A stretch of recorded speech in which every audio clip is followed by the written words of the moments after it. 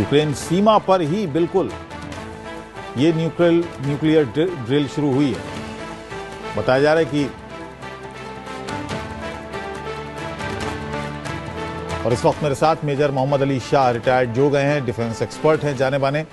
मोहम्मद अली शाह साहब, क्या मंशा इसके पीछे हो सकती है, क्योंकि ये सीमा के अंदर, यूक्रेनी सीमा के अंदर ये आदेश दिया गया है।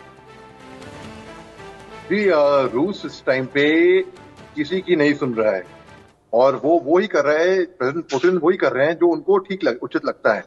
तो इन्होंने यूक्रेन के भी कई जगहों पे को एनेक्स कर रखा था और अब ये अपनी परमाणु टेस्टिंग वहां पे करेंगे। तो मतलब इसको कई लोग बोलेंगे तो क्या हुआ, कोई बोलेंगे गलत है। देखिए, कहते हैं all is fair in love and war, युद्ध में सब कुछ जायज है, ऐसा कहते हैं। तो अगर प्रेसिडेंट पुतिन साहब ऐसी परमाणु टेस्टिंग यूक्रेन में कर रहे हैं, लोगों का नजरिया होगा कि सही होगा कि गलत होगा। प्रेसिडेंट पुतिन के आदेश पे, जाहिर सी बात है, रूस कर रहा है तो प्रेसिडेंट पुतिन के ही आदेश पे होगी और कोई आदेश तो देगा नहीं। तो इसको मैं ऐसे देख रहा हूं कि आगे वो अपनी जमीन पे, सरजमीन पे नहीं कर सकते, एक संदेश, एक मैसेज दिया जा रहा है उनके सरजमीन पे टेस्टिंग करके। और जब युद्ध होता है, सबसे बड़ा खात्मा, सबसे पहले खात्मा होता है सच्चाई का। इंफॉर्मेशन वॉरफेयर बहुत ज्यादा फैलती है, तो इसको एक तरीके से मैं वैसे भी देख रहा हूं कि एक बहुत बड़ा, अब जाहिर सी बात, अगर आप इतनी बड़ी न्यूक्लियर टेस्टिंग मेजर साहब, मैं अब अगले सवाल पर भी आऊंगा और आपसे ये जानने की भी कोशिश करूंगा कि क्या ये कदम नाटो को या अमेरिका को चिढ़ाने के लिए जानबूझकर पुतिन साहब ऐसा कर रहे हैं? क्या ये जानबूझकर व्लादिमीर पुतिन की तरफ से अमेरिका को चिढ़ाने के लिए, नाटो फोर्सेस को चिढ़ाने के लिए ये कदम उठाया गया? जी, आपका अंदाजा बिल्कुल सही है। जी हाँ, ये जैसे कि मैं आपको बताया, इंफॉर्मेशन वॉरफेयर के एक तरीके के का दिखावा, एक तरीके से एक संदेश देना।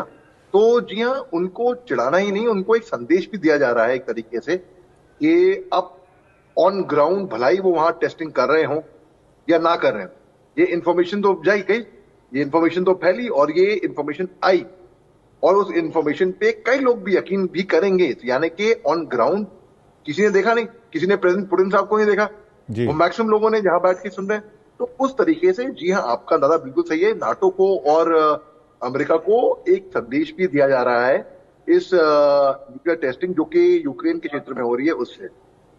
जी मेजर साहब, ऐसे ये इतना पेचीदा मामला बन गया है नाटो के लिए भी, अमेरिका के लिए। सीधे तौर पर कोई मदद कर नहीं पा रहा है, खुले तौर पर कोई मदद नहीं कर पा रहा है, अलग अलग तरीके से हथियार मुहैया कराए जा रहे हैं यूक्रेन को। क्या वजह है कि सीधे तौर पर कोई भी नाटो देश, अमेरिका, यूक्रेन की मदद नहीं कर रहा है खुले तौर पर?